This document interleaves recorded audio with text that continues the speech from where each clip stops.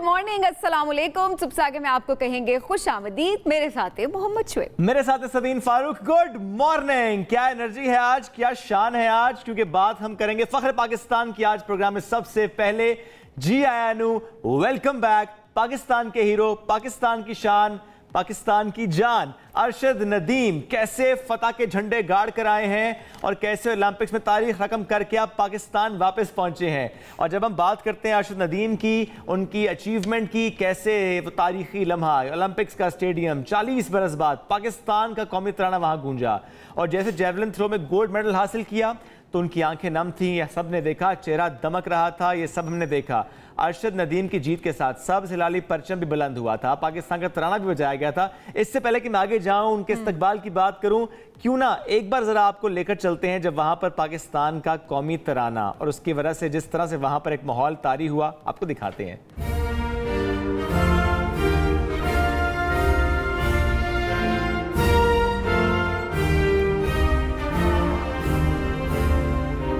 चालीस साल का इंतजार खत्म।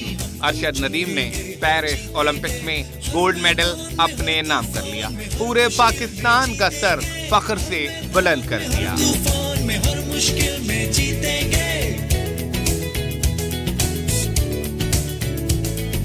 अरशद नदीम ने जेवलिन थ्रो मुकाबले में शानदार कारकर्दगी दिखाई।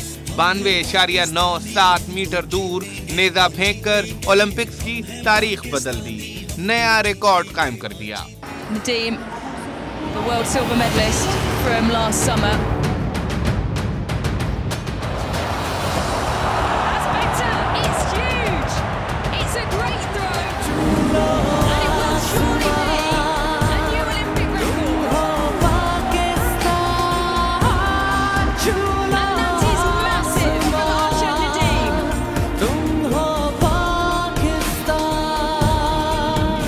कौमी हीरो ने एक नहीं 2 बार 91 मीटर से लंबी थ्रो की, और कोई एथलीट 90 मीटर तक भी ना पहुंचा।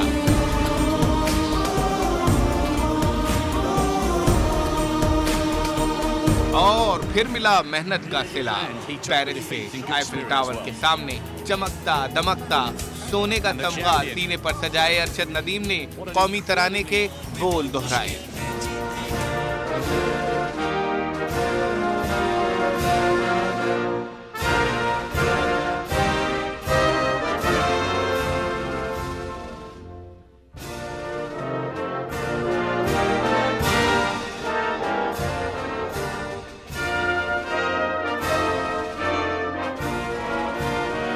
क्या बात है जनाब। ये वो तारीखी लम्हात है जिसका इंतज़ार पूरी कौम को था कि ओलंपिक्स के मैदान में इस तरह से पाकिस्तान का नाम रोशन हो। एक वो जो विजुअल था ना उस टाइम जीतने के टाइम पे, कि कैसे हमारा कौमी परचम दरमियान में था और बुलंद था, और एट द सेम टाइम कौमी तराना, ये वाकई अगर आप सुनते हैं, मैं कहती हूँ जिन्होंने विटनेस किया वो तो एक अलग ही दास्तान होगी जिनसे कभी हम सुनेंगे।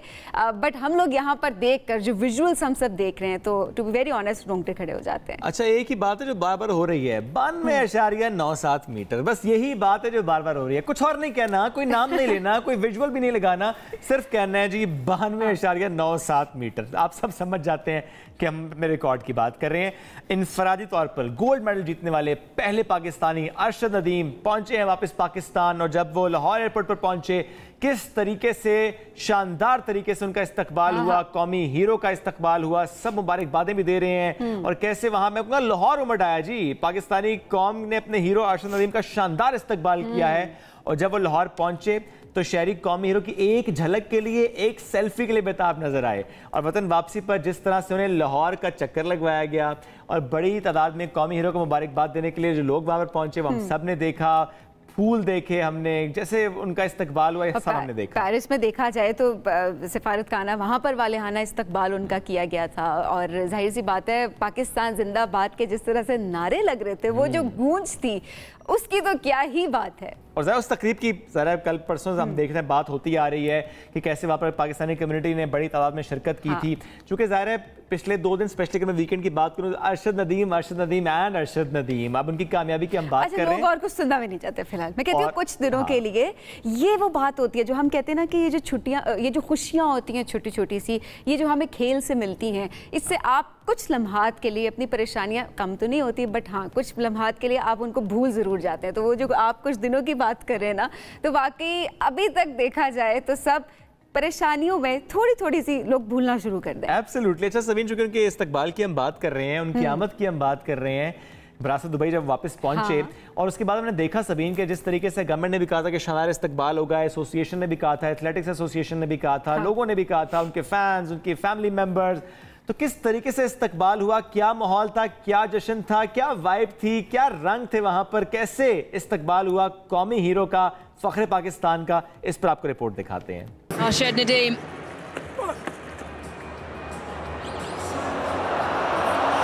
That's better. It's huge. It's a great throw. Pakistan की शान गोल्ड मेडलिस्ट अरशद नदीम घर पहुंच गए। पेरिस में फतह का झंडा गाड़ने वाले कौमी हीरो का वतन वापसी पर तारीखी इस्तकबाल किया गया।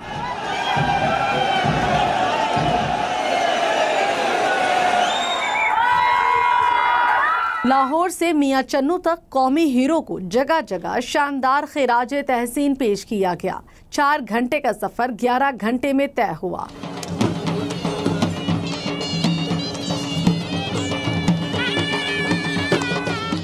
जगह जगह अरशद नदीम के नाम का डंका बजता रहा। पेरिस ओलंपिक्स का गोल्ड मेडलिस्ट आबाई इलाके पहुंचा तो हर कोई सड़कों पर निकल आया। शहरियों ने ढोल की थाप पर भंगड़े डाले, आतिशबाजी भी की।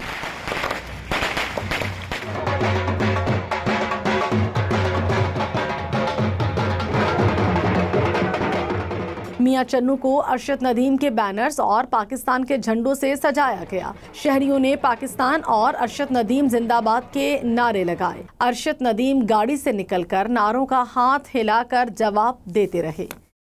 ये है शानदार इस्तकबाल, और इस तरह से किया जाता है इस्तकबाल। जब बात इस्तकबाल की है तो सबीन, जब फख्र पाकिस्तान अपने आबाई इलाके मियां चन्नू पहुंचे तो इंतजार वहां पे उनके गांव वालों को भी था, वहां उन तमाम बच्चों को भी था, उन तमाम चेहरों को जिन्होंने थ्रू आउट सपोर्ट किया, जिन्होंने थ्रू आउट जर्नी देखी अरशद की, वो विटनेस करने वाले लोग। लेकिन वहां का क्या हाल अहवाल था? हाँ, वहां क्या माहौल था, क्या ढोल की थाप थी, क्या रक्स था, क्या माहौल था, वो भी आपको दिखाते हैं।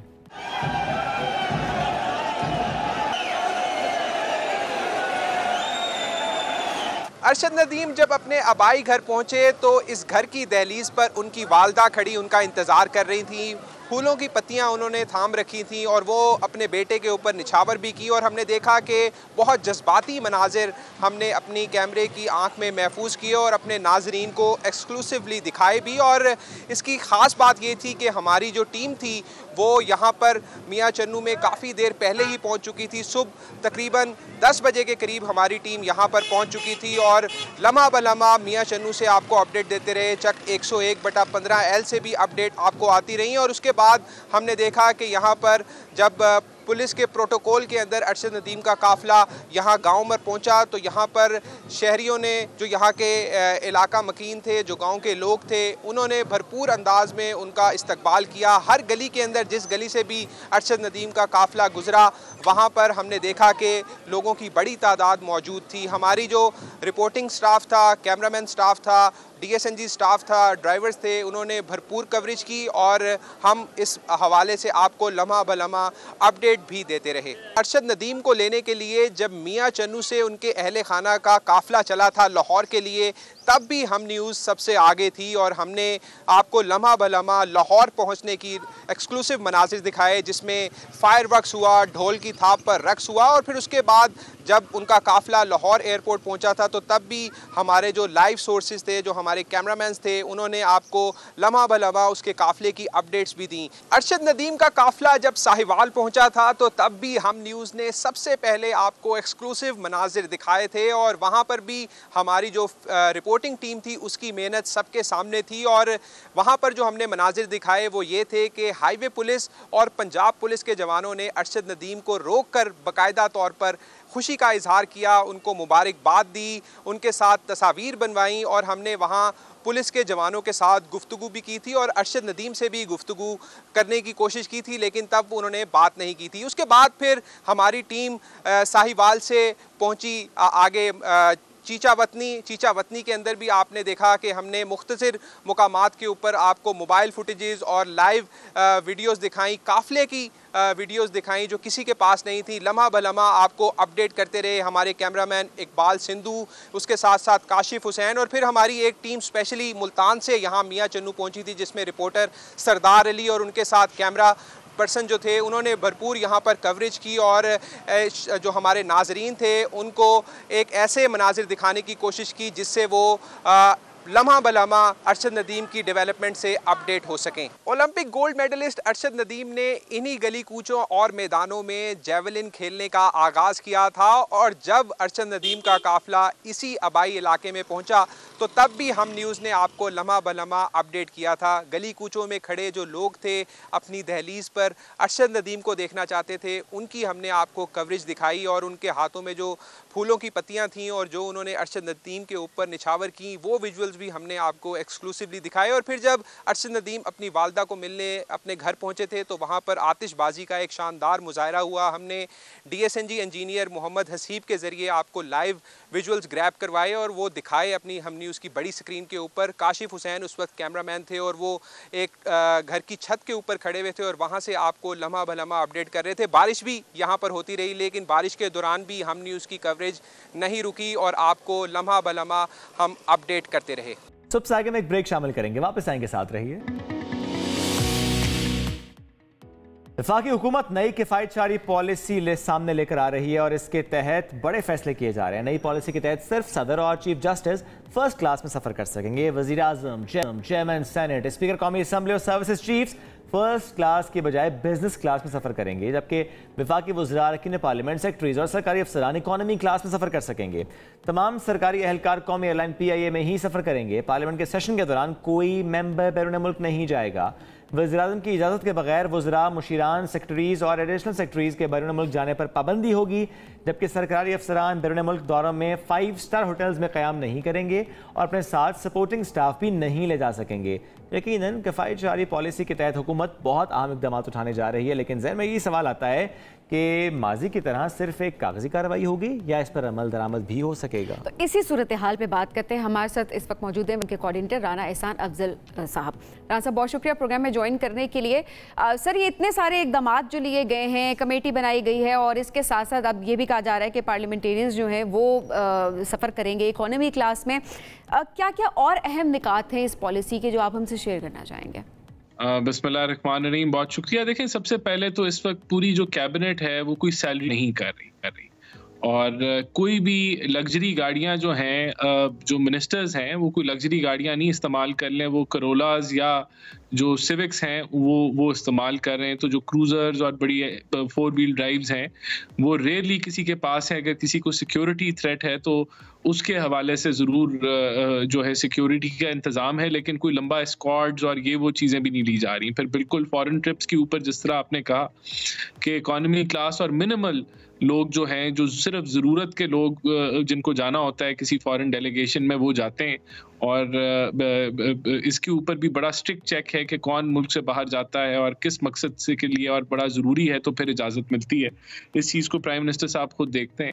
उसके अलावा देखें, जो मेन जो स्टेप्स ये तो हैं जो अरकान जो चीज़ें अपना रहे हैं किफायतशारी के लिहाज से, लेकिन असल जो गवर्नमेंट एक्सपेंडिचर में कमी है वो डाउन साइजिंग ऑफ हुकूमत की, जो डाउन साइजिंग ऑफ गवर्नमेंट है उसके ऊपर वो की जा रही है, जिसमें कोई 5 से 10 वजारतों को कट टू साइज करने का प्रपोजल जो है तैयार हो रहा है और काफ़ी हद तक हो भी चुका है इसमें काम।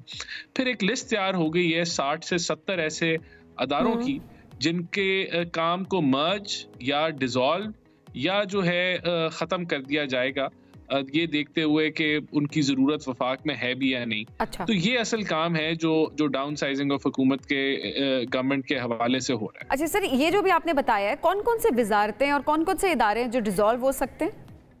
देखें, ये लिस्ट अभी जो है इसमें मैं हतमी तौर पे जब ये प्लान फाइनल हो जाएगा तब गवर्नमेंट इसको अनाउंस करेगी और टाइमलाइन के साथ फिर अनाउंस करेगी। तो कबल वक्त मैं कोई ऐसी बात नहीं करना चाहता जिससे एक नया जो है वो एप्रीहेंशन क्रिएट हो जाए, लेकिन जब ये प्रोग्राम और प्लान मुकम्मल होगा तो इसको प्रॉपरली प्राइम मिनिस्टर इसकी अनाउंसमेंट करें। ठीक, अमल दरामद करना है इस पर, ये एक चैलेंज होगा या आपको लगता है कि बहुत आसान होगा कि बस पीएम कह देंगे ये प्लान है और बस उस पर हम देखेंगे कि फिर अमल दरामद हो? कमेटी का ये काम नहीं है कि वो सिर्फ नामजद कर दे कि ये अदारे या ये जो वजारतें हैं वो ख़त्म होनी है। कमेटी एक लाएअमल तैयार कर रही है, एक प्रोसेस को प्लान कर रही है कि क्या इक़दामात हम लेंगे और कहाँ चीज़ें मर्ज होंगी। अगर कोई एक अदारा है वो उसका काम डुअल हो रहा है तो कौन सा ख़त्म किया जाएगा, कहाँ वो शिफ्ट होगा। ये सारे मामलात बड़े डिटेल में उनके TOR का हिस्सा है कि किस तरीके से इसको प्रैक्टिकल फॉर्म में इम्प्लीमेंट होना है। तो जब ये प्लान अनाउंस होगा सर, ये जो इक़दामात की आपने बात की है, पिछली हुकूमतों की बात की जाए, इस तरह के इक़दामात उन्होंने भी उठाए, आप लोग भी इस तरह के इक़दामात की अब बातचीत कर रहे हैं। पिछली हुकूमतों के मुकाबले भी अगर देखा जाए तो इस वक्त हुकूमत ने अपने अखराजात कितने कम किए हैं?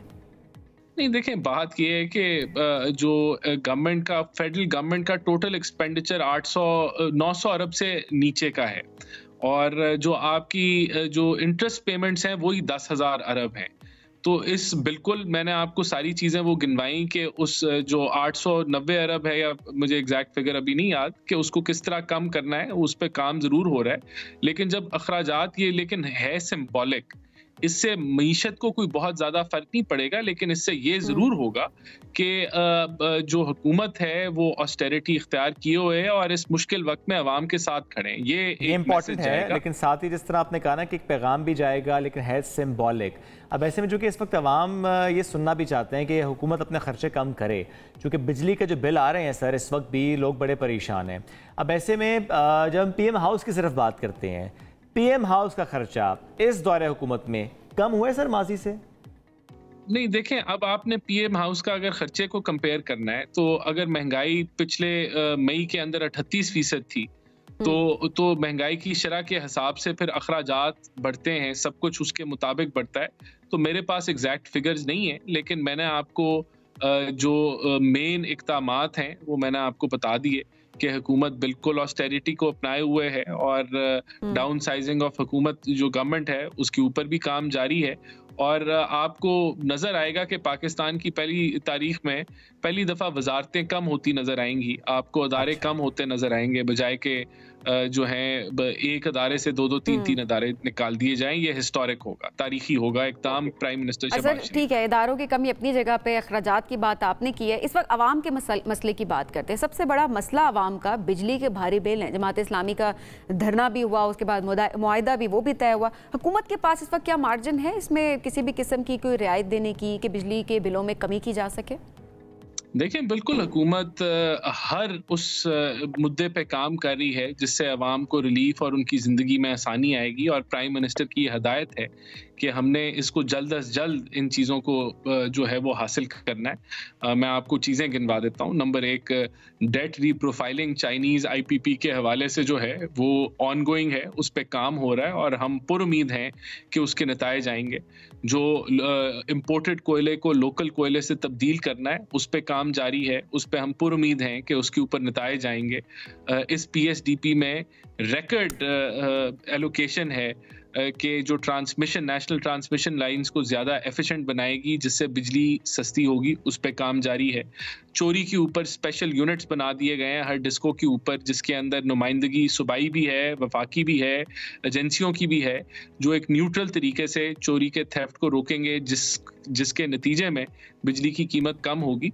तो सब वो इक़दामात जो कैपेसिटी पेमेंट के लिहाज से एक ऑडिट जारी है कि कहाँ गुंजाइश निकलती है, जिसको हम रिवाइव, और ये किसी के प्रेशर पे नहीं किया जा रहा, ये प्राइम मिनिस्टर शहबाज शरीफ की हदायत पे किया जा रहा है, ये मियां नवाज शरीफ की हदायत पे किया जा रहा है। तो ये इस पे भरपूर काम हो रहा है और हम समझते हैं कि इस मुश्किल वक्त में हमें वो रास्ता देखना है कि जिससे अवाम को रिलीफ भी मिले और रिलीफ भी मसनूई ना हो कि वो बाद में आपको सूद समेत जो है वो चुकाना पड़े, जिस तरह पहले होता रहा, जिससे आपकी मईशत लॉन्ग टर्म में, मीडियम टर्म में तबाही होती है। तो हमने शॉर्ट टर्म में भी मईशत को संभाला देना है और लॉन्ग टर्म में भी हमने स्टेबिलिटी की तरफ बढ़ना है। शुक्रिया, बहुत शुक्रिया। साथ मौजूद राना एहसान हमसे गुफ्तगू कर रहे थे, ये मुल्की सियासी सूरत हाल से मुतालिक हम बात कर रहे थे। हमें आगे बढ़ना है और आगे बढ़ते हुए हमें एक और मौजू पर भी आज बात करनी है और वो मौजू है पाकिस्तान का चावल, जिसकी दुनिया भर में मांग है। और अगर 9 साल की बात करें तो पाकिस्तान ने चावल की रिकॉर्ड मिकदार एक्सपोर्ट की है और गुज़श्ता साल की निस्बत 85% तक इजाफा देखा गया है। स्टैट्स के मुताबिक एक साल में 6 मिलियन मैट्रिक टन चावल बरामद किया गया और 3.9 अरब डॉलर्स का ज़र मुबादला कमाया गया। लेकिन अब खबर ये आई कि यूरोपीय यूनियन के लिए भेजे जाने वाले जो चावल हैं, उसकी जो खेप है, उसमें जिनियाती तौर पर यानी जेनेटिकली उसमें तजदीद शुदा अज्जा GMO मिले हैं, जिसकी वजह से बरामदी हलकों में तशवीश है। यूरोपीय कमीशन की अपनी सरकारी वेबसाइट के जरिए जारी करदा नोटिफिकेशन के मुताबिक पाकिस्तान से नेदरलैंड्स के जरिए दरामद की गई बासमती चावल की खेप जिनियाती तौर पर तरमीम शुदा चावल से आलूदा है। GMO ये क्या है, इससे पाकिस्तानी चावल की तिजारत को क्या नुकसान का खदशा है, इस पर आज हम बात करेंगे। हमें ज्वाइन किया है director national gene bank member agriculture doctor Sadruddin Siddiqui साहब ने। बहुत शुक्रिया सर, आपने हमें ज्वाइन किया। GMO ज़ाहिर है बहुत से लोग नहीं जानते इससे मुताल्लिक, थोड़ा सा बताएं कि ये GMO है क्या। पौधों को जब नई वैरायटीज़ डेवलप होती है या जो उनके अंदर कोई तरक्की देनी होती है, उनके अंदर नए कैरेक्टर्स इंट्रोड्यूस करने होते हैं, तो उसके लिए 2 प्लांट्स को क्रॉस किया जाता है, मेल और फीमेल को, और एक के कैरेक्टर्स जो हैं जो चाहिए होते हैं, चाहे वो डिजीज़ रेजिस्टेंस हो या ड्रॉट टॉलरेंस हो या हाई यील्ड हो, और कोई कैरेक्टर हो ऐसा जैसे न्यूट्रिशन की वैल्यू उसमें ज़्यादा करनी हो, तो वो फिर क्रॉस किया जाता है और इसको हाइब्रिडाइजेशन कहते हैं। ये एक नेचुरल प्रोसेस है और इसी को ब्रीडर यूज़ करते हैं अपनी ब्रीडिंग के लिए। और इसमें इस नेचुरल प्रोसेस की वजह से इसको एक्सेप्टेबिलिटी है और इसमें कोई इशू नहीं है। लेकिन अगर यही काम हाई टेक के ज़रिए किया जाए और ऐसे करैक्टर्स के साथ मॉडिफाई कर दिए जाए जीनोम को, और नए कैरेक्टर जो लिए हैं वो ज़रूरी नहीं कि प्लांट्स के हों, वो एनिमल से भी लिया जा सकता है, इंसेक्ट से लिया जा सकता है और किसी ऐसे प्लांट से लिया जा सकता है जो नॉर्मली उसके साथ क्रॉस नहीं करता। तो ये प्लांट जब इस तरीके से मॉडिफाई किए जाते हैं तो इन्हें जेनेटिकली मॉडिफाइड ऑर्गेनिज्म या GMO कहा जाता है। और ये जो है हर एक्सेप्टेबिलिटी इनकी कम है as compare to natural breeding जो कि एक्सेप्टेबल है, और इसी वजह से कई मुल्कों में इसके ऊपर पाबंदी है कि वो GMO को इम्पोर्ट। अच्छा सर, ऐसे में जो GMO अलर्ट है ये पाकिस्तानी चावल की जो एक्सपोर्ट है इस पर किस तरह से असरअंदाज होगा, क्योंकि अगर माजे की बात की जाए तो भारत पे भी इस पे पाबंदी लगी है। यूरोपियन यूनियन है, यहाँ पे हम वो चीज़ें नहीं भेज सकते जिनकी उन्होंने पाबंदी लगाई हुई है। अगर यहाँ से कोई सीड एक्सपोर्ट हो गया है वहाँ पे, तो जाहिर है उन्होंने रोक तो लिया है, क्योंकि उनका सिस्टम तो बड़ा कॉम्प्रिहेंसिव है और वो हर स्टेप पे चेकिंग करते हैं। अब देखना ये होगा कि यहाँ पे गलती कहाँ हुई है और किस लेवल की हुई है। जिस लेवल की गलती हुई होगी उसी लेवल का इम्पैक्ट होगा, और ये भी हो सकता है कि जब उनका एतमाद उड़ जाए हमारे सिस्टम से तो फिर वो तमाम सिस्टम को शट डाउन कर दें और एक्सपोर्ट पे पाबंदी लगा दें, और जिस लेवल की वो चाहें वो लगा सकते हैं, उनको इख्तियार है। और जो नए एक्सपोर्टर होंगे उनके लिए बड़ी पाबंदियां हो जाएंगी सर्टिफिकेशंस की। हो सकता है वो कह दें कि जी इंटरनेशनल मार्केट से आप सर्टिफाई करा के दें, क्योंकि आपके सिस्टम पे तो एतमाद नहीं रहा हमें। तो ये एक बहुत यानी कि कौम को नुकसान पहुंचेगा, और किसी ने जो भी ये काम गलत किया है पूरे कौम को नुकसान पहुंचाया है अपने थोड़े से फ़ायदे के लिए। तो पाकिस्तान में क्योंकि ना वैरायटी GMO की बनी के रिलीज़ हुई हैं, ना फार्मर ने उगाई हैं, तो अब सवाल ये पैदा होता है कि ये पाकिस्तान में फिर कहाँ से आया। बिल्कुल ठीक, सदरुद्दीन साहब बहुत शुक्रिया, साथ मौजूद थे, हमसे इस पर बात कर रहे थे। इसी मौजू पर मज़ीद हम बात करेंगे। हमें ज्वाइन किया है vice president rice export association of Pakistan Haseeb Ali Khan साहब ने। हसीब साहब बहुत शुक्रिया। हसीब साहब, पाकिस्तान से यूरोपीय यूनियन बरामद किए जाने वाले चावल में जो GMO अलर्ट आया, कितनी सदाकत है इसमें? अब हमारी बेसिकली जो ट्रेड है पिछले 2-3 सालों से हम डे बाय हर ईयर जो हमारी एक्सपोर्ट्स EU में इंक्रीज हो रही हैं, और Pakistan is the one of the biggest exporter to EU right now, जो कि हम लोग इस वक्त अल्हम्दुलिल्लाह 5 लाख टन के करीब पहुंच चुके हैं कि हमारी खाली EU मार्केट को एक्सपोर्ट्स है। तो ये इनका इंटरनल टेस्टिंग का एक प्रोसीजर है, और जहां तक अगर हम फिर भी कह सकते थे कि अगर पाकिस्तान से अगर चावल गया है और बॉर्डर पे टेस्ट हुआ है, ठीक है, तो बॉर्डर में अगर आ जाती रिजेक्शन या बॉर्डर में अगर वो जीएमओ फाइंड करते देन वो क्लेम कर सकते थे कि ये पाकिस्तान का प्रोडक्ट है। लेकिन पाकिस्तान में ना हमारे यहाँ पे जीएमओ की कोई जो आपके जेनेटिक मॉडिफाइड की कोई भी रिसर्च भी नहीं होती हमारे राइस पे, किसी किस्म की यहाँ पे कोई रिसर्च ही नहीं है। तो हम तो हमारा तो क्लेम ही यही है कि Pakistan is a GMO free market. तो ये एक अलर्ट इंटरसेप्शन आ गई है, और वो इंटरसेप्शन की जब तक ट्रेसिबिलिटी कंप्लीट नहीं हो तो नोबडी कैन क्लेम कि इट्स फ्रॉम पाकिस्तान। सर, अब ये तहकीकात के लिए क्या किया जा रहा है इस हवाले से? देखिए, हमने सबसे पहले तो हमने अपने हमारा ब्रसल्स में हमारा जो मिशन है, हमने उसे एंगेज करा है, मिनिस्ट्रीज एंगेज हुई हैं, और हम सबसे पहले तो इन्वेस्टिगेट ये कर रहे हैं कि ये पैकर कौन है और ये राइस पाकिस्तान से सोर्स हुआ भी है या नहीं हुआ, और अगर हुआ है तो वहां पे क्या उधर इन हाउस जो पैकर्स के पास क्या फैसिलिटीज है, मे बी साइलोज से भी क्रॉस कंटेमिनेशन हो सकती है, यू नेवर नो। तो वो उसके एक तो हमने वहां पे भी रिसर्च है, और बाकी हम आपको ये पता है पाकिस्तान से जितना भी राइस ईयू जाता है वो कंप्लीट प्रोटोकॉल टेस्टिंग के यहाँ से, वो भी इंटरनेशनल लैब्स टेस्ट करती हैं, तो पाकिस्तान से ईयू राइस जाता है। अगर कोई इंटरसेप्शन आ जाती है, जैसे अक्सर कभी पेस्टिसाइड्स पे या किसी भी चीज पे आ जाती है, तो वो कॉल बैक हो जाती है। लेकिन GMO is also alarming for us कि ये first time we heard that the GMO detected in Pakistani rice, और वो भी बासमती, जो ऑर्गेनिक बासमती को मेंशन कर रहे हैं। अरे, जो बात आपने की है स्पेशली कि पाकिस्तान में तो ऐसी कोई रिसर्च ही नहीं हो रही, लेकिन ऐसे टाइम पर जब ये एक्सपोर्ट में इजाफा हम देख रहे हैं, इस दौरान इस अलर्ट का सामने आना ये ज़्यादा तशवीश का बाइस तो बन सकता है पाकिस्तान के लिए, हमारी एक्सपोर्ट के लिए, हमारी मईशत के लिए। देखें, इस तरह के प्रोपोगेंडा पहले भी होते रहे हैं, बहुत ज्यादा वो होता है, लेकिन जो हमारे बायर्स हैं, जो कंट्रीज, जो हमारे इंपोर्टर्स हैं, उन्हें पाकिस्तान की मार्केट का बहुत अच्छे तरीके से अंदाजा है। पाकिस्तान पाकिस्तान सप्लायर रह चुका है कि 2008 में जब फूड क्राइसिस आ गए थे वर्ल्ड वाइड, और बड़े जो टॉप 3 एक्सपोर्टिंग कंट्रीज थे उन्होंने बैन कर दी थी एक्सपोर्ट, तो पाकिस्तान एक वाहिद कंट्री था जो कि एक्सपोर्ट कर रहा था। और आज भी अल्हम्दुलिल्लाह पाकिस्तान ने कभी भी राइस को ना बैन की तरफ गया है। तो जो हमारे जो इंपोर्टिंग कंट्रीज हैं उन्हें पता है कि Pakistan is a reliable supplier of the rice. तो हमारे लिए मीनवाइल एक तो ये जो जब से ये आर्टिकल और ये जो न्यूज आई है, for a time being it's a pressure thing, but it's not a big deal के आगे जाके हमारे लिए कोई ऐसी प्रॉब्लम्स आएंगी।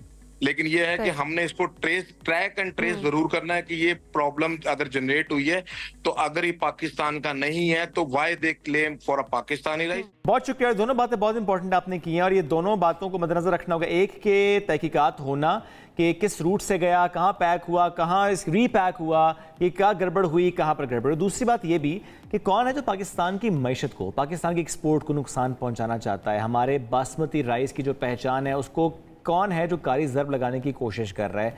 इन तमाम पहलुओं पर ज़ाहिर तहकीकात होनी चाहिए। बहुत शुक्रिया, साथ मौजूद थे, गुफ्तगू कर रहे थे। ब्रेक की तरफ जाएंगे नाज़रीन, वापस आते हैं, साथ रहिए। Welcome back. जिस आगे में आपको कहेंगे खुश आमदीद। अच्छा शुएब, जिस तरह हम अक्सर बात कर रहे थे, टेक्नोलॉजीज़ ने हमारी ज़िंदगी में बहुत जो है वो फ़ायदे हमें दिए हैं, और हम ये कह रहे होते हैं जी स्मार्टफोन हमारे पास हो गया और अब अपनी ज़िंदगी आप स्मार्टफोन के बगैर तसव्वुर नहीं कर सकते।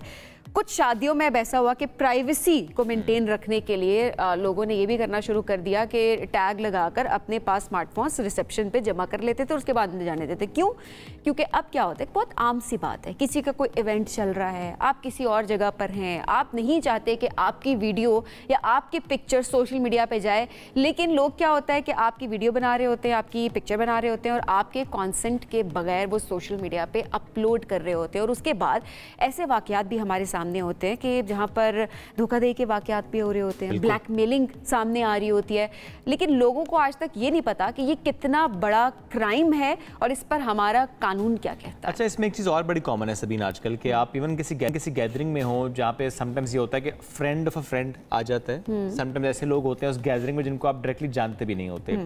आपने शादी की बात की, बहुत सी और गैदरिंग्स में ऐसा होता है कि आपको नहीं पता होता कौन क्या कर रहा है, क्योंकि जिसके हाथ में फ़ोन है, एक तो स्नैपचैट ने लोगों को किस तरफ को धकेल दिया है कि बस सिर्फ एक स्ट्रीक के लिए हम फ़ोन निकालेंगे, यूं करेंगे।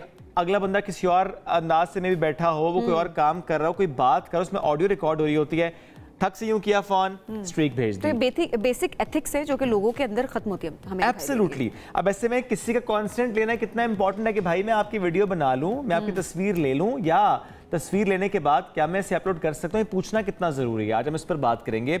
हमें प्रोग्राम में ज्वाइन किया है डिप्टी डायरेक्टर आसिफ इकबाल चौधरी साहब ने, FIA विंग से इनका ताल्लुक है। आसिफ साहब बहुत शुक्रिया। आसिफ साहब सबसे पहले मैं आपसे इसी से मुतालिक कमेंट लूंगा, ये जो हम बात करते हैं किसी की मर्जी के बगैर उसकी कोई रिकॉर्डिंग करना, कोई तस्वीर लेना, कोई वीडियो बनाना, कोई चैट, स्क्रीनशॉट, कोई कंटेंट जो शख्स का तो है लेकिन उसकी मर्जी उसमें शामिल नहीं है। मैं सिर्फ अभी रिकॉर्डिंग की बात कर रहा हूँ, मैं उसको अपलोड करने की बात भी नहीं कर रहा, उसमें शेयरिंग की बात भी नहीं कर रहा, सिर्फ और सिर्फ उसकी रिकॉर्डिंग। हमारा कानून क्या कहता है? बिस्मिल्लाहिर्रहमानिर्रहीम जी, बहुत शुक्रिया। आप नहीं बना सकते किसी की उसकी कंसेंट के बगैर उसकी वीडियो या उसकी पिक्चर वो नहीं बनाई जा सकती। हमने अक्सर देखा कि पब्लिक प्लेसेस के ऊपर जो है कोई भी किसी को भी वीडियो बना रहा होता है और उसको जो है इस हवाले से कानून में बड़ी वाज़ेह है कि सेक्शन 20 इसमें है कि offences against dignity of a natural person, या 24 सेक्शन है साइबर स्टॉकिंग का, कि अगर वो इस हवाले से हरासमेंट फील करता है या करती है तो वो उसके खिलाफ कार्रवाई हो सकती है और वीडियो बनाने पे भी कार्रवाई हो सकती है। और आसिफ साहब जो वीडियो हम अक्सर देखते हैं, किसी की वीडियो शेयर हो रही होती है और वो शख्स कहता है कि ये मेरी वीडियो तो है लेकिन ये गन पॉइंट पर बनी है, या समटाइम्स वो कहता है कि ये मेरी वीडियो नहीं है। ये जो वीडियो पोस्ट हो रही होती है, शेयर हो रही होती है, क्या उसका कंटेंट डिफाइन कर रहा होता है कि अब सज़ा होगी या नहीं होगी? अच्छा, वीडियो अगर इस तरह की हो जो ऑब्जेक्शनेबल हो, जो गैर इखलाकी फोहश कह लें उसको, कुछ भी कहा जा सकता है। अगर वीडियो इस तरह की होगी तो फिर वो नॉन बेलेबल ऑफेंस है। Section 21 offences against modesty of a natural person, ये नॉन बेलेबल है, ये बड़ा सीरियस ऑफेंस है। और सजाओं के हवाले से मैं आपको बता दूं कि ये आपने देखा होगा कि पाकिस्तान के अंदर 2016 में ये कानून आया, 2017 में वो मेरा ही केस था जिसमें पहली सज़ा हो गई थी 22 महीने की और 10 लाख रुपए जुर्माना हुआ था। और इसके अलावा बहुत सारे ऐसे केसेस हैं, मेरा ख्याल अब हंड्रेड्स में ऐसे केसेस हैं जिनमें सजाएं हो चुकी ट्रायल होने के बाद। एक कमेंट में इस पे भी जरूर लेना चाहूँगी कि आपने बताया कि काबिल एतराज़ वीडियोस के हवाले से एग्जांपल्स भी आपने पुट की, but at the same time अगर काबिल एतराज़ वीडियो इस तरह से नहीं है कि गन पॉइंट पे बनाई गई है, कोई ब्लैकमेलिंग इसमें इन्वॉल्व है, लेट्स सपोज पार्क में वॉक कर रहे हैं, कहीं पर कोई जा रहा है या कोई मर्द या खातून नहीं आना चाहती उस वीडियो के अंदर, और किसी ने, जो जनरली हमारी आदत है कैमरा घुमा के हम हर तरफ वीडियो बना रहे होते नज़ारे, और वो सोशल मीडिया पर अपलोड भी हो जाती है, जो कि मैं नहीं चाह रही होती कि वीडियो अपलोड हो, बाद में वीडियो अगर मैं देख लेती हूँ, ये कितना बड़ा ऑफेंस है? क्या मैं इसके खिलाफ भी रिपोर्ट कर सकती हूँ? इसके हवाले से कानून क्या कहता है? जी, उसमें जो है सेक्शन ये डिफरेंट उसमें कैटेगरीज में डिफाइन किए हुए हैं। जैसे सेक्शन 20 है, उसमें आप किसी की कोई डिग्निटी के खिलाफ कोई बात होती है, मतलब आम तौर पे किसी की पिक्चर सिंपल पिक्चर लगा के साथ में कमेंट्स कर दिए जाएं या ऊपर कोई ऐसी तहरीर लिख दी जाए कि जो आप कह लें कि जो उसको डिफेम कर सकती है, उसकी 3 साल तक की सजा है। लेकिन अगर कोई ऐसी पिक्चर या वीडियो है जो कि ऑब्जेक्शनेबल कंटेंट है, जो बगैर कपड़ों के आप कह सकते हैं उसको, कि वो उसकी 5 साल से 7 साल तक की सजा है। और अगर इस तरह का कंटेंट माइनर का होगा, ये मैं आपको क्लियर कर दूं कि उसकी लाइफ इंप्रिजनमेंट है, उसकी 14 साल तक की सजा डिफाइन की हुई है इसके अंदर, और वो सेक्शन 22 है साइबर क्राइम एक्ट का। इसलिए आप किसी की इजाजत के बगैर, इवन उसकी अगर तस्वीर आपने यूज की है, वो सेक्शन 16 है miss use of identity information, आप किसी के नाम की सिम भी यूज नहीं कर सकते, आप किसी की पिक्चर भी यूज नहीं कर सकते, आप किसी का नाम नहीं सोशल मीडिया पे यूज कर सकते। और आसिफ साहब, क्या ये आसान है ये चेक करना कि जो तस्वीर है या वीडियो जिसकी भी हम बात कर रहे हो किसी केस में, कि वो ओरिजिनल है या वो डीप फेक है? ये आसान होता है चेक करना? जी, इसके लिए बड़ा सिंपल सा है जी। लॉ इन्फोर्सिंग एजेंसीज के पास, साइबर क्राइम के पास जो हमारी फोरेंसिक्स का हमारा इक्विपमेंट है वो इंटरनेशनली रिकॉग्नाइज्ड है, और वीडियो जो है वो फोरेंसिक्स अवेलेबल है साइबर क्राइम विंग के पास।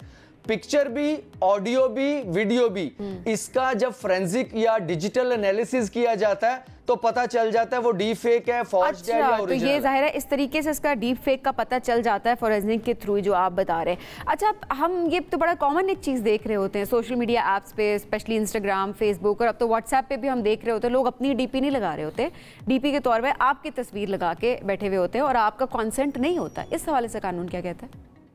देखिए, अगर तो वो जनरली रैंडमली पिक्चर लगाई है और पिक्चर लगाने वाले को ना पता है ना उसको एतराज़ है, फिर तो कोई इशू नहीं। अगर किसी की जानबूझ के पिक्चर लगाता है और उसकी आइडेंटिटी यूज करता है तो फिर वो जो है वो जुर्म है। लेकिन इसमें एक चीज जरूरी है कि जिसकी पिक्चर लगाई है उसको एतराज होना चाहिए। और आसिफ साहब, कुछ जगहों पर हम ये भी देखते हैं कि कुछ खवातीन स्पेशली रिपोर्ट करती हैं कि उनकी तस्वीर लगाई जाती हैं ऐसी बहुत सी वेबसाइट्स पर शादी के मामलात के हवाले से कि रिश्ता दरकार है, हालांकि वो खातून मैरिड भी हो, शायद शादी ना करना चाहती हो, या किसी ने सिर्फ इसलिए उसकी तस्वीर लगाई कि ये अच्छी तस्वीर लगाता हूँ, कोई देख कर आएगा, कहूँगा नहीं इनकी शादी हो गई है, एक और रिश्ता है मेरे पास। तो ऐसे केस में कैसे रिपोर्ट किया जाए और इस पर क्या सज़ा होती है? देखिए, ये इतना सिंपल नहीं है, ये बड़ा सीरियस ऑफेंस है। ये जिस तरह से पिक्चर लगा के, ये बहुत सारी सेलिब्रिटीज़ हैं, फीमेल्स जिनकी पिक्चर्स मैंने देखा है कि डिफरेंट प्लेटफॉर्म्स पे ज़रूरत रिश्ता के लिए यूज़ की जाती हैं। ये बेसिकली इसको हनी ट्रैप कहते हैं, जो आजकल बाज़गश्त आपने भी सुनी है। उसके साथ ये भी लिखा होता है कि अमेरिकन नेशनल है या ब्रिटिश नेशनल है और वो शादी करना चाहती है और वो पाकिस्तान आना चाहती है। उसमें ये होता है बहुत सारे इसके कॉन्सिक्वेंसेज उन लोगों के लिए जो उनको कॉल कर लेते हैं, जो उसके ऊपर नंबर दिया होता है। वो ये होता है कि इस हवाले से लोगों के साथ वो लड़की या वो गैंग वो उसके साथ राब्ता करते हैं, ख़ास तौर पे फेसबुक के ऊपर या किसी भी सोशल मीडिया पे, फिर उसको कन्विंस करते हैं। उसको हनी पॉट कहते हैं। हनी पॉट देते हैं कि मैं तुमसे शादी करूंगी, और इस तरह से 2-4 दिन में उसको कपड़ों से बाहर कर देते हैं और उसकी वीडियो बना लेते हैं, फिर उसको ब्लैकमेल करते हैं।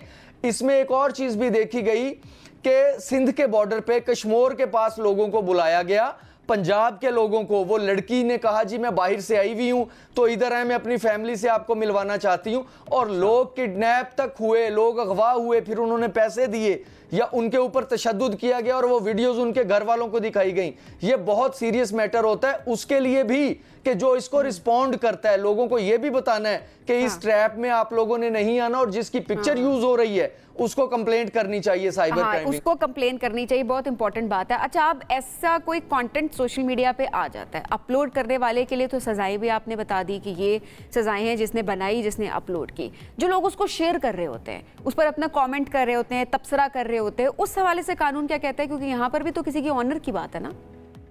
देखिए, ये कानून में लिखा हुआ है सेक्शन 21 के अंदर साइबर क्राइम एक्ट के, कि अगर कोई अपलोड करेगा, ये वर्ड्स हैं उसके, कि अगर कोई अपलोड करता है, कोई पब्लिश करता है, कोई पब्लिक करता है या शेयर करता है, ट्रांसमिट का वर्ड यूज किया हुआ है, ये शेयरिंग ट्रांसमिशन में ही आ जाती है। तो अगर कोई ट्रांसमिट करता है तो उस पर कानून लागू होता है। ये जरूरी नहीं है कि जिसने फर्स्ट टाइम अपलोड किया सिर्फ उस पे होगा या बनाने वाले पे होगा। हर शेयर करने वाला इस कानून की जद में आता है एज पर लॉ। आसिफ साहब, एक मौजू और भी, उस पर भी कमेंट में ज़रूर आपसे लूँगा। इस वक्त हम देखते हैं कि बहुत सी सोशल मीडिया वेबसाइट्स पर बंदिश का मामला भी सामने है, स्पेशली एक्स की अगर मैं बात करूँ, फिर लोग उसके इस्तेमाल के लिए VPN लगाते हैं। और अगर पाकिस्तान में देखें तो समटाइम्स हम देखते हैं डाटा पे आपका व्हाट्सएप नहीं चल रहा होता, समटाइम्स ऑडियो डाउनलोड नहीं हो रही होती, वीडियो अपलोड या डाउनलोड नहीं हो रही होती, आप VPN लगाते हैं तो वो फ़ौरन से हो जाती है। लेकिन ये जो VPN लगाया जाता है, सुनने में ये भी आया कि जब आप VPN लगाते हैं तो आप बेसिकली अपना एक्सेस किसी को दे रहे होते हैं, और अगर उस टाइम पे आपने बैंक अकाउंट्स को रीच किया, आपने अपने ऐप्स को इस्तेमाल किया, तो शायद उसमें कोई धोखा भी हो सकता है, फ्रॉड हो सकता है। क्या वाकई है VPN की वजह से हम वल्नरेबल हो जाते हैं? देखिए, हो सकता है, लेकिन अभी तक इस तरह का कोई ऐसा मैटर नहीं है जो कि सामने आया हो। बट अगर किसी ने स्पेसिफिकली लोगों का डाटा लेने के लिए, ये इंफॉर्मेशन लेने के लिए अगर VPN बना दिया तो आपने वो यूज कर लिया, बिल्कुल जिस तरह से लोन ऐप वाले आपके मोबाइल में घुस के सारा डाटा ले गए और फिर ब्लैकमेल किया, इस तरह जो VPN वाले हैं, जो कोई VPN की सर्विस देता है, अगर उसकी इंटेंशन ये है तो डेफिनेटली वो कर सकता है। आसिफ साहब, ये अगर हम साइबर क्राइम के पर्सपेक्टिव से बात करें तो क्या हम सब वल्नरेबल हैं किसी ना किसी अंदाज से? मैं एक बात कहता हूं जी, सोशल मीडिया या मोबाइल के हवाले से, अगर आपको मोबाइल और सोशल मीडिया यूज करना आता है तो आप सेफ हैं। अगर वो आपको यूज करना नहीं आता, यूज करना ये नहीं होता कि आपने लॉगिन किया, तस्वीरें लगा दी और उसको अपलोड करना शुरू कर दिया। हाँ, आपने सिक्योरली कैसे यूज करना है, ये आपको लोगों को एजुकेट करना पड़ेगा और लोगों को ये समझना पड़ेगा कि हमने सिक्योरली सोशल मीडिया कैसे यूज करना है, वो बच जाएंगे। अब इस तरह का प्रोग्राम जिसने आज ये सुन लिया आपको, वो मेरा ख्याल है कि बहुत हद तक बच सकता है कि उसको ये पता चल जाए ये कानून में क्या लिखा है, ये गैर कानूनी काम है। और दूसरा कि आपने सिक्योरिटी और प्राइवेसी फीचर्स फेसबुक के, ट्विटर के, इंस्टा के, स्नैपचैट के, जितनी सोशल मीडिया की एप्लीकेशंस हैं, उनको कैसे अप्लाई करना है ये सीखना है लोगों ने। अगर वो बचना चाहते हैं सोशल मीडिया कि कैसे सिक्योरली आपने इस्तेमाल करना है। जैसे हम आजकल देखते हैं कि आप अपने पेरेंट्स को भी कहते हैं कि नहीं, you should be on Facebook, you should be on Instagram, तो आप उनको गाइड भी करें साथ साथ कि अच्छा इसमें आपने सिक्योरली कैसे कर रहे होते हैं पेरेंट्स। यस, अक्सर देख रहे होते हैं, फिर ओटीपी शेयर कर दिया, बिकॉज वो अवेयरनेस नहीं है, एजुकेट नहीं किया जा रहा होता। बच्चों को भी एजुकेट करें, पेरेंट्स को भी एजुकेट करें, खुद भी जितना एजुकेट हो सकते हैं आप जरूर। आज सब बहुत शुक्रिया प्रोग्राम में ज्वाइन करने के लिए। नाज़रीन, हम बढ़ेंगे एक ब्रेक की जानिब, stay with us. Welcome back after the break. Justice delayed is justice denied. इंसाफ में ताखीर इंसाफ से इनकार के मुतरादिफ है।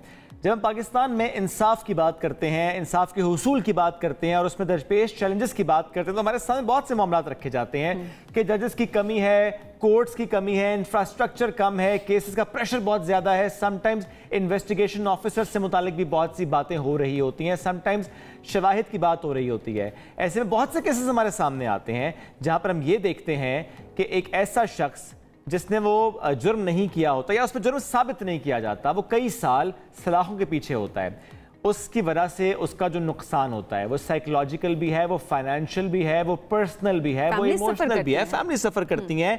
एक चीज़ आपके साथ अटैच हो जाती है कि ये मुजरिम है, ये मुलजिम है, लेकिन बाद में जब उसकी बारी आती है और केस अदालत के सामने आता है तो वो बरी हो जाता है। ऐसे में बहुत से केसेस हमारे सामने। एक केस मुझे याद आ रहा है, सबीन, कराची का एक केस है और अभी रिसेंटली एक शख्स है, उसको बाइज्जत बरी किया गया और मालूम ये हुआ कि एक लड़ाई झगड़े का मामला था और उसमें कहा यह गया कि इसने उससे पैसे छीने थे, इसके पास पिस्तौल भी थी और बाद में जब पुलिस वो साबित नहीं कर पाई तो मालूम ये हुआ कि वो सिर्फ एक ट्रैफिक का हादसा था, आपस की लड़ाई थी और पुलिस ने उस मामले को कोई और रंग दे दिया था जिसकी वजह से वो शख्स सलाखों के पीछे था और बाद में उस शख्स को रिहा किया गया। लेकिन माय क्वेश्चन इज़, जो इतने साल सलाखों के पीछे रहा, उसके ख़ानदान वालों को कितनी सुबकी का सामना करना पड़ा होगा। पूरी फैमिली ने सफ़र किया, उस शख्स ने मेंटली सफ़र किया। लेकिन अब जो पंजाब में कहा जा रहा है कि एक दामाद भी लिए जा रहे हैं इस हवाले से, जस्ट लाइक सिंध में जैसे लीगल एड का एक प्रोसेस है कि अगर हम वहाँ पर देखें कि कोई ऐसा कैदी जिसको फाइनेंशियल कंस्ट्रेंट्स हैं और वो नहीं वकील रख सकता, तो उसके लिए हम देखते हैं कि लीगल एड वहाँ पर किस तरीके से कानूनी मदद फराहम करते हैं। अब पंजाब में भी ये स्टेप लिया गया, मुफ्त कानूनी मदद का इकदाम उठाया गया इंसाफ की फराहमी के हुसूल के लिए और सूबे की तमाम 43 जेलों में फ्री लीगल एड कमेटीज कायम कर दी गई हैं ताकि गरीब कैदी का केस अदालत में ले जाया जा सके। ये जिस तरह मैंने जिक्र किया कि सिंध में 20 साल से ये मॉडल काम कर रहे हैं और किस तरह से कैदियों को ये ज़िंदगियां बचाने में ये मुआविन साबित हुआ है, इस पर बात करेंगे। हमें ज्वाइन किया बैरिस्टर हया इमान जाहिद साहिबा ने, मेंबर है committee for the welfare of prisoners government of Sindh. बहुत शुक्रिया आपने ज्वाइन किया। सिर्फ एक साल में हया हम देख रहे हैं 3000 केसेस अदालत में गए just because of this platform. 75% cases उसमें ऐसे जिसमें मुलजिमान बरी हुए, ये बहुत बड़ी कामयाबी है। थोड़ा सा बताएंगे कि ये जो लीगल एड प्रोसेस होता है किस तरीके से काम करता है? जी बहुत शुक्रिया मुझे मौका देने का इस मौजू पे। Committee for welfare of prisoners की बुनियाद सिंध गवर्नमेंट ने 2 दहाई पहले रखी थी और इसको कायम किया गया था जस्टिस नासिर असलम जाहिद साहब की सरबराही में, जो साबिक सूबे के चीफ जस्टिस और सुप्रीम कोर्ट के जज रह चुके हैं। तो अब देखें जी, 20 साल का एक प्रूफ ऑफ कॉन्सेप्ट था, एक पायलट था, एक खवातीन जेल में शुरू किया गया था ये 2004 में, और अब जैसे आपने कहा कि 22 या 23 जेलों में ये फैल चुका है कि इंस्टीट्यूशनलाइज्ड आपके पास, बाकी सूबों के पास, पंजाब के पास एक सैंपल है, एक टेस्टेड चीज़ है और इसकी शुरुआत एक पब्लिक प्राइवेट पार्टनरशिप के तहत हुई थी। काफ़ी मनसूबा बंदी इसमें की गई है पिछले 20 सालों में और 2019 में हमारी हुकूमत ने, सिंध गवर्नमेंट ने इसको एक स्टैट्यूटरी बॉडी बना दिया, इस पर कानून साजी की गई है। तो अब you have an institutionalise legal aid system जो सूबे भर में ऑलमोस्ट सारी जेलों के अंदर, चाहे वो बच्चा जेल हो, खवातीन की हो, अडल्ट मेल प्रिजन्स हो, उसके अंदर काम कर रहा है। और इसका काम करने का प्रोसेस यही है कि बाकायदा फोकस डेडिकेटेड टीम्स हैं वकीलों की, जिनका सिर्फ लीगल एड का काम है, उनका फुल टाइम फोकस इसके ऊपर है और वो बैरक तक जाते हैं, उनके दिन मुकर्रर हैं। जब ज्यादा गिरफ्तारियां होती हैं वीकेंड के बाद, वो दिन उनका मुकर्रर है सेंट्रल प्रिजन जाने के लिए। सेंसिटाइज खवातीन वकला की टीम है जो खवातीन और बच्चों के केसेस करती हैं, तो ये अंदर जाते हैं और इसका क्राइटेरिया यही है, जैसा आपने कहा कि फाइनेंशियल मींस की एक असेसमेंट है कि 50 या 60,000, अब तो इतनी महंगाई है, जिसकी मंथली आमद है, आमदनी है, तो उसको देखा जाता है। लेकिन गवर्नमेंट ने रिसोर्सेज की वजह से फोकस किया है पेटी क्राइम पे, और जिनको हम कच्चे कैदी कहते हैं। तो आपके ऑडियंस के लिए मैं बताना चाहूंगी, इस वक्त सूबे के अंदर 22,000 कैदी हैं, जिसमें 17,000 से ज्यादा वो हैं जो कच्चे हैं, अंडर ट्रायल हैं, जो सजा याफ्ता नहीं है। इनोसेंट अंटिल प्रूवन गिल्टी सबने सुना है। तो ये पूरा जो प्रोजेक्ट है ये इनके लिए डिजाइन किया गया था, इन पे आपका फोकस है। और वो जो छोटे मोटे जुराइम में आते हैं, जो केस आपने जिस तरह कहा, एक छोटी सी लड़ाई बढ़ ना जाए, ताकि ये ट्रायल कोर्ट की सतह पे इसका एग्जैक्टली वहीं पर फैसला हो सके, किसी तरह कंक्लूड हो सके केस। ऐसे में हया, जिस तरह आप भी जिक्र करिए, बहुत सारे ऐसे केसेस होते हैं जिसमें कैदी बिना किसी जुर्म के सजा काट रहा होता है। ऐसे कौन कौन से केसेस आपने फेस किए, आपने देखे, कोई एग्जांपल्स जो आप हमसे शेयर कर सकती हो? जी, रोंगटे खड़े करने वाला जो एक केस है, मैं पिछले 15 साल से जेलों में काम कर रही हूँ। रोंगटे खड़े करने वाला जो केस है वो आप लोगों को भी याद होगा, कराची का ही केस है। एक फीमेल प्रिजनर थी, आसमा नवाब, और इन पे 16 साल की ये थी। इन पे इल्जाम लगा था कि रात के अंधेरे में इन्होंने अपने वालिदैन का गला काट के मर्डर किया। इनके एक भाई थे, उनका भी मर्डर था। और कोई डकैती के लिए somebody had broken into the house, इनको गिरफ्तार किया। इनको मीडिया ने बहुत नेगेटिव कवरेज भी दी, बहुत सेंसेशनलाइज ये हुआ। तो एक स्विफ्ट तरह प्रोसिक्यूशन ने 12 दिन में हर चीज कर दी। तो उसमें इतनी तेजी दिखाई, इतना पब्लिक प्रेशर था उस वक्त। लेकिन ये केस, ये 20 साल जेल में रही थी। 2015 में ये केस सुप्रीम कोर्ट आया, 3 साल लगे। मैं कहती हूँ 3 साल से ज्यादा लगते, लेकिन उस वक्त चीफ जस्टिस आपके जस्टिस आसिफ सईद खोसा थे, जो इनका एक बहुत जबरदस्त क्रिमिनल बैकग्राउंड है। तो उन्होंने जब केस फाइल देखी तो केस था ही नहीं अगेंस्ट हर। 20 साल उस औरत ने गुजारे जेल के अंदर, और हमने कुछ अंदाजा भी है कि रिहा होने के बाद भी उनकी जिंदगी कुछ जरा सही नहीं है। तो ये केस मुझे बहुत ज्यादा अपसेट अभी भी करता है कि उसको कुछ सिला नहीं मिला, कोई कॉम्पेंसेशन भी नहीं मिली। लेकिन एंड पे हुआ क्या था, अगर आप नाज़रीन के लिए बता भी दें, केस बड़ा इंपॉर्टेंट है ये, कि जैसे हाईलाइटेड भी कोर्ट में आया तो फिर क्या हुआ? केस का पूछ रहे हैं? इसी केस का पूछ रहा हूं मैं। जी, वो कॉजेशन की बात थी। अब हमारे वकील उस केस के अंदर नहीं थे, दूसरी प्राइवेट वकील उन्होंने किए थे। हमारी कमेटी का एक मुआहदा भी है कि अगर एक प्राइवेट वकील होगा तो उसके अंदर फिर हमारी कमेटी, गवर्नमेंट की कमेटी सुपरसीड नहीं करेगी, जो बिल्कुल सही बात है।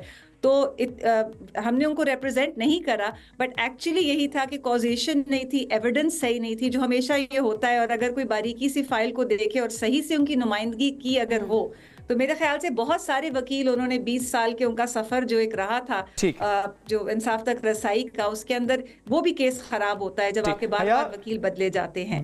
और बार-बार वकील बदलने से मुतालिक एक राय ये भी तो पाई जाती है कि जब आपने डिलेइंग टैक्टिक्स करने हो तब भी वकील बदल रहे होते हैं। अच्छा हया, मुझे एक कमेंट जरूर कीजिएगा इस पर भी, क्योंकि आपने एक टर्म यूज किया कच्चे कैदी, लेकिन हर कच्चे कैदी का एक पक्का मुजरिम जरूर होता है। मैं ये नहीं कह सकता कि सिस्टम मुजरिम है, वो कोई इन्वेस्टिगेशन ऑफिसर भी हो सकता है, वो कोई ऐसा शख्स भी हो सकता है जिसने झूठी एफआईआर कटाई हो, वो कोई ऐसा शख्स भी जिसने झूठी गवाही दी हो। वो बहरहाल कोई ना कोई शख्स या लोग होते हैं। सजाएं होती हैं क्या इन लोगों को? सजाएं, हम कंपनसेशन की बात कर रहे हैं। एक शख्स जिसने कई साल सलाहों के पीछे गुजार दिए, जिसकी फैमिली ने सफ़र किया, सिर्फ ये कह देना कि आज इसको बाइज्जत बरी किया जाता है, ये नाकाफ़ी है। सज़ा क्यों नहीं हुई उस शख्स को जिसकी वजह से वो शख्स कई साल रहा सलाखों के पीछे? देखिए, इस पे तो अब बात करने की जरूरत है, इस पे कानून साजी की जरूरत है, इस पे जो टास्क फोर्सेस बड़ी बड़ी जुडिशियल बनी हुई हैं उनको गौर करने की बहुत ज्यादा जरूरत है मेरे ख्याल से, क्योंकि छोटे मोटे आदमी का ये दर्द है, छोटे मोटे लोगों की ये कहानी है, तो ये प्रायोरिटाइज सही से नहीं होता। चीफ साहब ने जो कमेंट करे बड़े जरूरी हैं वो, लेकिन उसके बाद कोई एक्शन भी तो लिया जाए। मैंने सुना है कि एडीआर की एक बहुत बड़ी टास्क फोर्स है, आए दिन 80,000 केसेस हमारे कोर्ट के निजाम में धकेल दिए जाते हैं। वो सिस्टम को एक दम घुटने वाला जो माहौल है, हमारी जैसी कमेटियां एक सांस लेने की जगह बनाती है ना। हम साल में 3-4 हजार लोगों को रिहा करा देते बाइज्जत बरी करके। तो ये हम जैसे लोगों की बस की तो बात नहीं है, लेकिन इस पे आवाज उठाने की बिल्कुल जरूरत है और उन चीजों की जरूरत है जो इन लोगों को एक आवाज दें, आगे तक इनका हाथ पकड़ के जाए। तो बिल्कुल हुक्मरानों को, गवर्नमेंट ब्यूरोक्रेट्स के अलावा, मैं कहती हूँ जो आपकी national judicial policy making body है उसके पास बहुत इख्तियारात है, तो इस पे वो लिख के भी कह सकते हैं कि इस पे कानून साजी की जाए। अभी कॉस्ट की बात हो रही है कि जो डिले टैक्टिक्स होंगे उस पे कॉस्ट वकीलों पे लगाई जाए। तो अगर खराब प्रोसिक्यूशन होगी है, उसके अंदर एक अमाउंट है, लेकिन वो इतना बड़ा अमाउंट नहीं है कि वो डिटरेंस, वो नाकाफी है। तो बिल्कुल, और बात वही वाली होती है हया इसके अंदर।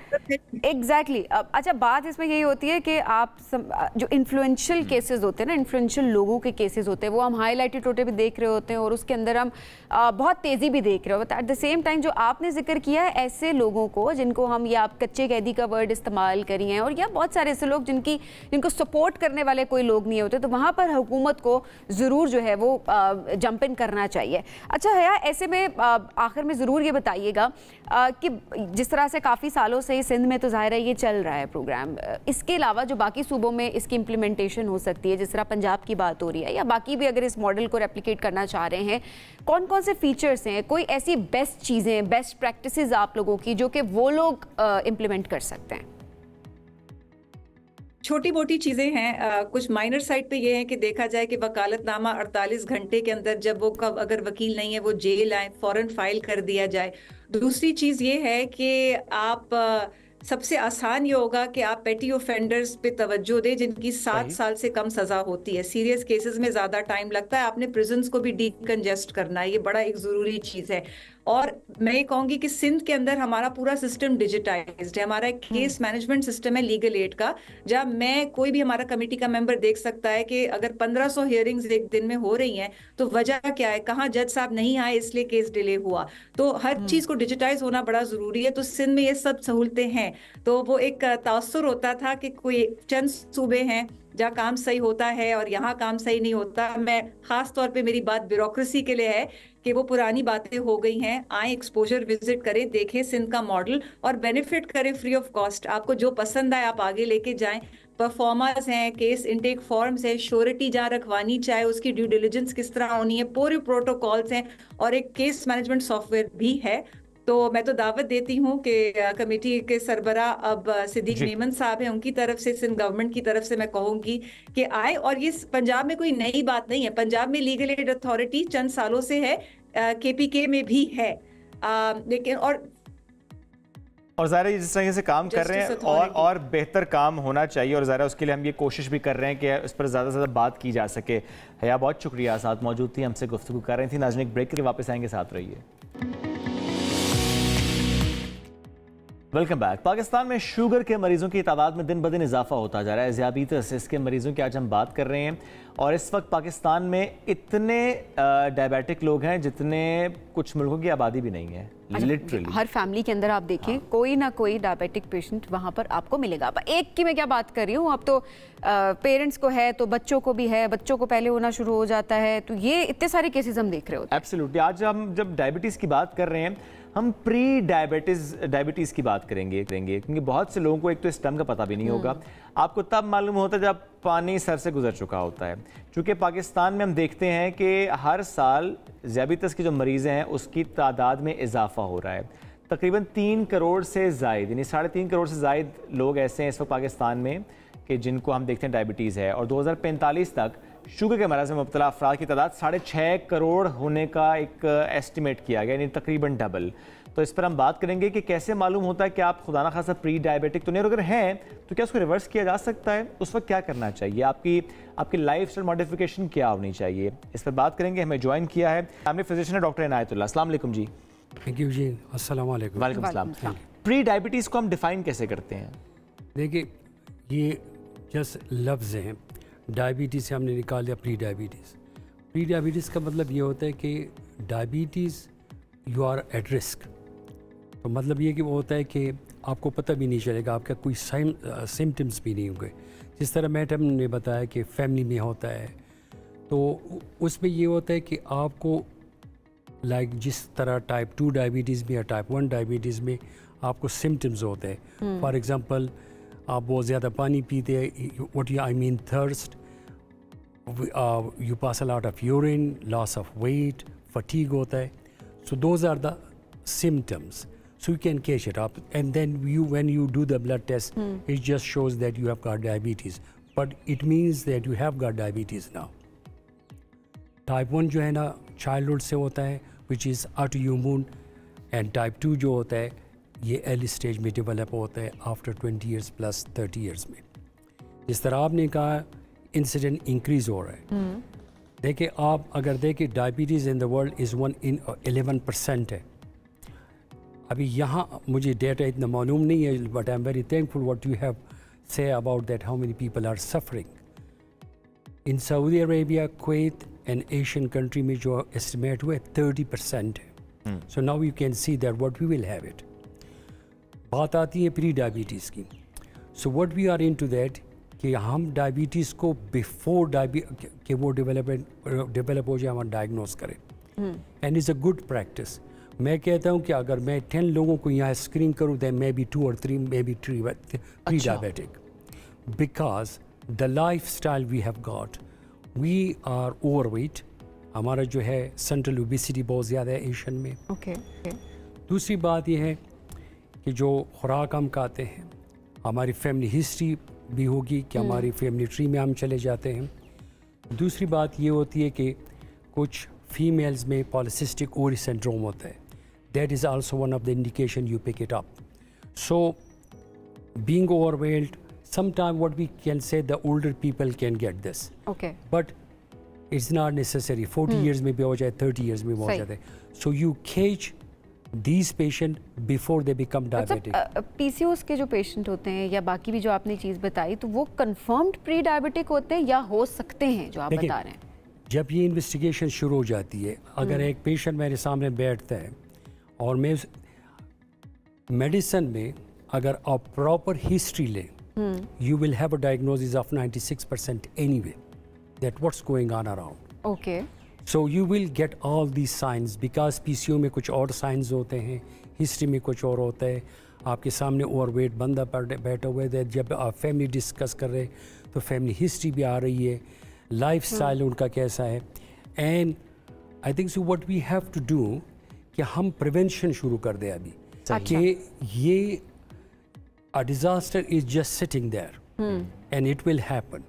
देखिए, अगर 30% सऊदी अरेबिया में है और कुवैत में है, तो if we have got 40%, so what it shows us, ठीक है, that every second third person will be a diabetic. Doctor साहब, इस पे भी आते हैं, प्रिवेंशन पे भी आते हैं। इससे पहले जब प्री डायबिटिक है, आप कह रहे हैं कुछ लोगों को सिम्टम्स नहीं आते, कुछ के सिम्टम्स डॉक्टर्स देख लेते हैं, अगर खुद भी नहीं आपको पता, वो डायग्नोसिस के दौरान इन्वेस्टिगेशन में आ जाता है कि आप जितना प्रूव कर रहे होते हैं।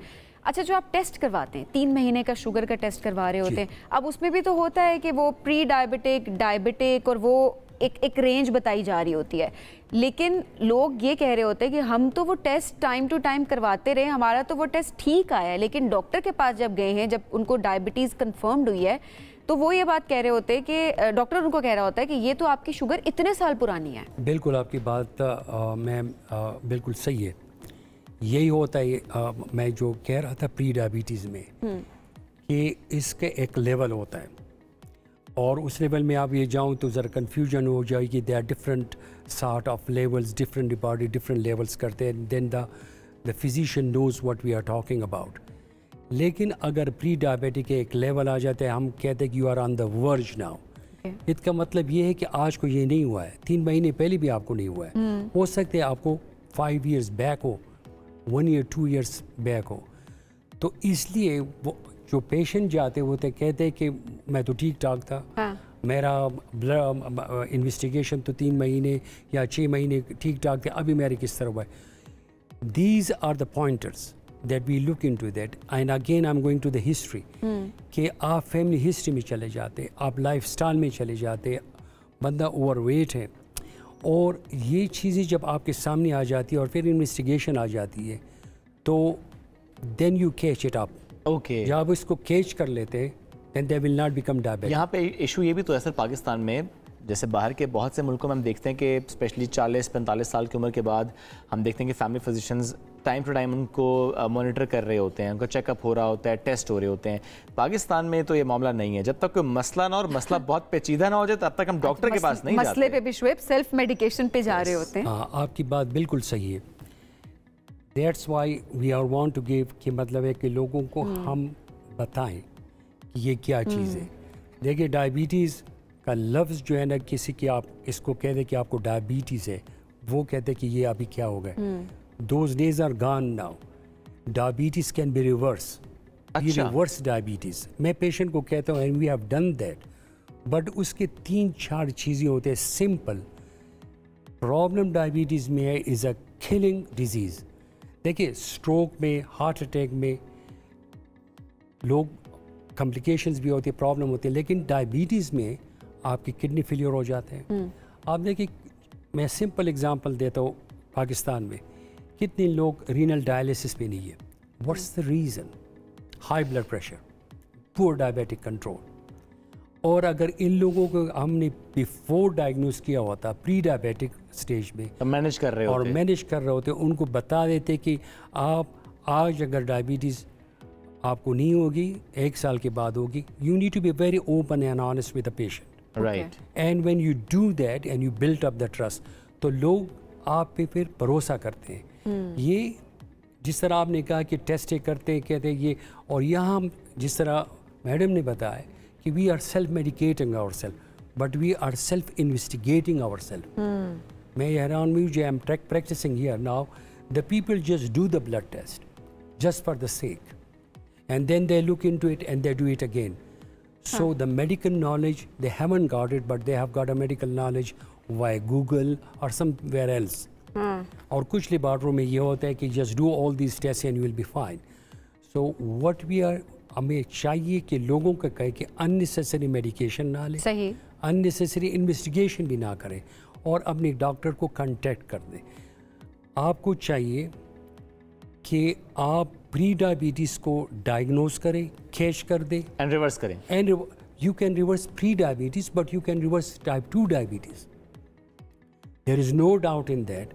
मैं हर पेशेंट को अभी कहता हूँ, I give 2 options to the patient. अब मैं पेशेंट को कहती हूँ, and this is not here in UK, everywhere, if you tell to the patient कि आपको टाइप 2 डायबिटीज़ है, आप इतने मेडिकेशन पे है, सही है, तो you want to reverse it और you want the best medication in the world, आप एस्टॉनिश हो जाएंगे कि they say we want the best medication. Really? Yes. Reverse नहीं करना चाह रहे होते, वो ज्यादा मेहनत का काम है ना। मेडिकेशन उनके लिए एक आसान चीज है कि जिसको वो कर लेते हैं। बात ये है ना कि again you have to empower, जिस तरह मैं लोगों को कहता हूँ, होलिस्टिक बिहेवियर आपको रखना चाहिए, कि पेशेंट को सेंटर में आप रखें। और डॉक्टर साहब, सबसे इम्पॉर्टेंट ये है कि खुद से मत इन्वेस्टिगेट करें, खुद से मत मेडिकेशन करें, आप डॉक्टर के पास जाएं, जो आपका डॉक्टर, आपका फिजिशियन आपको रिकमेंड करे, सिर्फ उन टेस्ट और उन मेडिकेशन की तरफ जाएं। बहुत इंपॉर्टेंट टॉपिक जिस पे आज हम डिस्कशन कर रहे थे। बहुत शुक्रिया डॉक्टर साहब प्रोग्राम में वक्त देने के लिए। इसी के साथ आज के प्रोग्राम से इतना ही। नाज़रीन, दोबारा मुलाकात कल करेंगे। बहुत सा ख्याल रखिए। अल्लाह हाफिज़।